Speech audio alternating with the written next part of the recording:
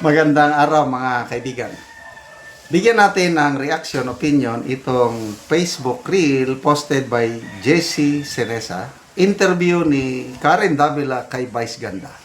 Kaya tayo pong mga DDS, medyo nakalimutan na natin yung pang iinsulto ni Vice Ganda sa ating Tatay Digong. Kailan ba yun? Yung ginawa niyang biro last year, yung magsakay ng jet ski. Ito, parang bumabawi. Nagsalita siya. Niloloko lang tayo sa flood control hearing. Sabi niya, sinong pinaparinggan niya? Wala naman siyang sinabi. Kailan? Sinong nagkakandak ng hearing? Di ba si Blue Ribbon Committee hearing? Niloloko lang tayo. Sana mapakinggan ito ni Senator Lacson. Satisfied with the hearings? No! No! We need more. We don't just want more, we need more. We deserve more. Pero kumbinsido ako sa isang bagay na pinagluloloko nila tayo. Yeah. Ginugulo nilang isipan nating lahat. Kumbinsido ako sa katotohanan na hindi naman nila sinasabi ang totoo. Na. Nililito lang nila tayo, pinapagod nila tayo para sumuko na tayo sa kaiisip tungkol sa bagay na yan at bitawan natin. At bumalik tayo sa, bahala na kayo, wala na kami ulit pakialam, nakakapagod kayo. Ayos! Are you satisfied Saba. with the hearings? No! We need more. We don't just want more, we need more. We deserve more. Pero kumbinsido ako sa isang bagay na pinagluloloko nila tayo. Ginugulo nilang isipan nating lahat. Kumbinsido ako sa katotohanan na hindi naman nila sinasabi ang totoo. Nililito lang nila tayo, pinapagod nila tayo para sumuko na tayo sa kaiisip tungkol sa bagay na yan at bitawan natin. At bumalik tayo sa, bahala na kayo, wala na kami ulit pakialam, nakakapagod kayo. Galing. At least nagkaisa tayo with Vice Ganda, di ba? Ako, hindi rin ako satisfied. Talagang nililito tayo, niloloko tayo. ICI na yan. Sinong maniwala sa ICI? Kala ko nung una, totohanan ng ICI. Lalo na nung isinama nila sa grupo si Mayor Benji Magalong. Ito na, tunay na ito. Yung palabas Sarsuela, drama. Dahil nung magtrabaho na si Mayor Magalong, malalaman na, tutumbukin na ang mastermind na. Biglang question, bakit ka mag-imbestiga? Advisor ka naman lang. Binantikler. Di nag-resign si Mayor Magalong. Mamaya, sunod-sunuran nag-resign ang mga commissioner. Isa na lang naiwan. Anong klaseng commission yan? Nag-iisang commissioner.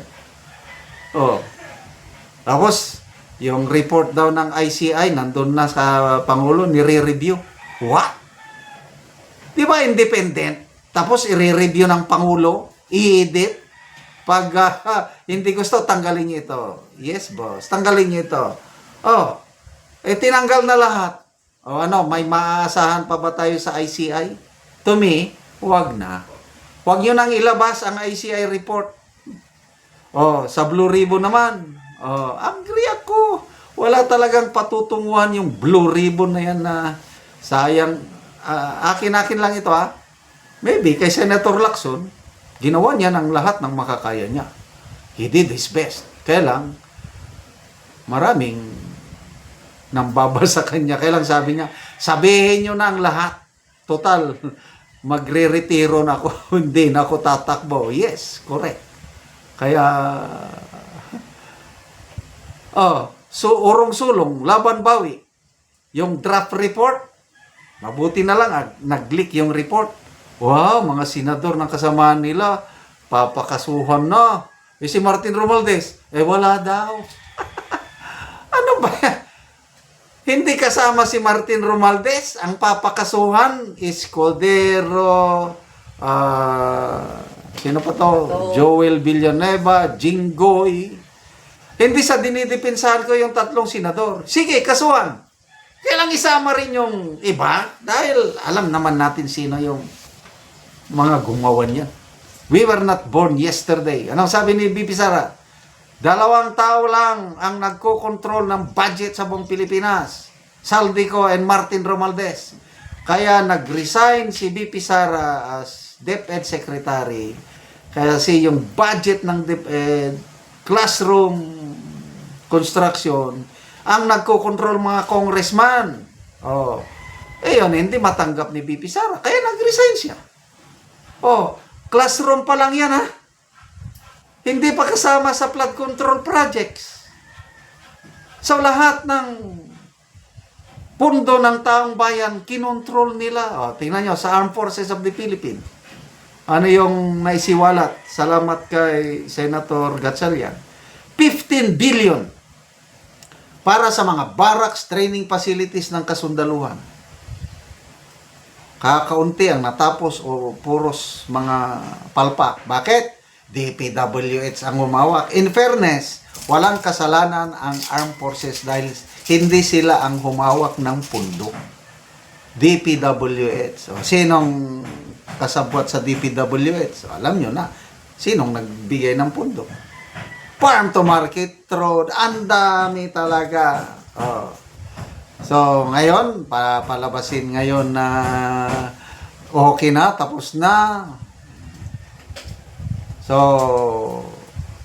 sabi ng Claire, tigil na natin yan, nakakasawa, mag-move on na tayo, yung flood control.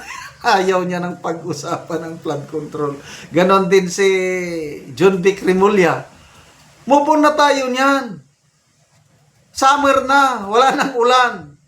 Oy, Secretary John Vic, kung sa inyo sa Cavite o sa Manila, wala nang ulan, bumabaha dito sa ilang parte ng Mindanao, ano yon, Iligan, doon sa Agusan.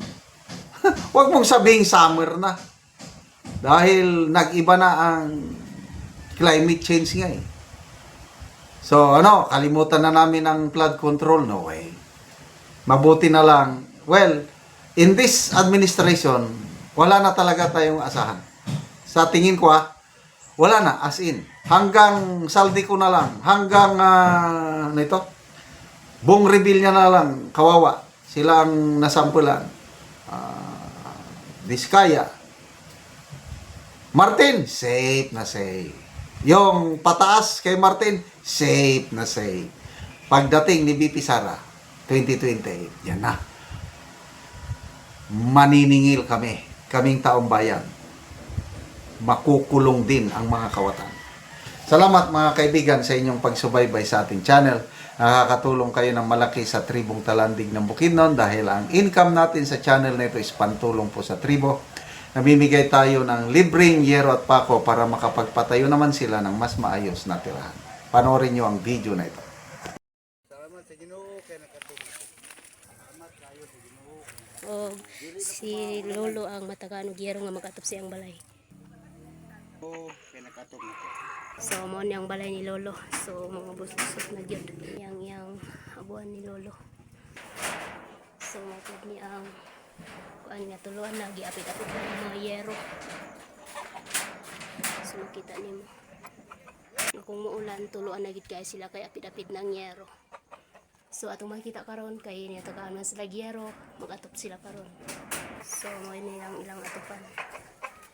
Na ilang tulgananan kay ulanan na sila kung kuan sila, kung mabasa sila ulan, kung mag-ulan. Mo ni ang ilang atupan nga ilang balay. Saan pa sabok? Sige nato si Lolo og si Lola sila pag-atop sila balay. So managid og atop ang Lola o Lolo ang ilang balay. So kita gid nimo ba nga nindot na kayo kay na managid og taod ang yero.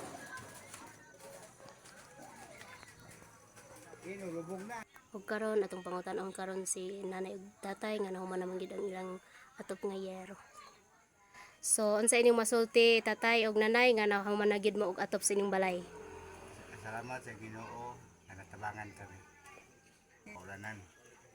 Oo. So pila na imong edad tay? 63. Si nanay? 66. So namoy anak. Naa. So tanan na namin yo. Tanan na. So pila ka tuig ni ang inyong balay nay nga nainato na nga giapid-apid na lang ang yero. Napulo na. Sige. At sa Ginoo. Salamat kayo sa Ginoo. Sige, salamat po.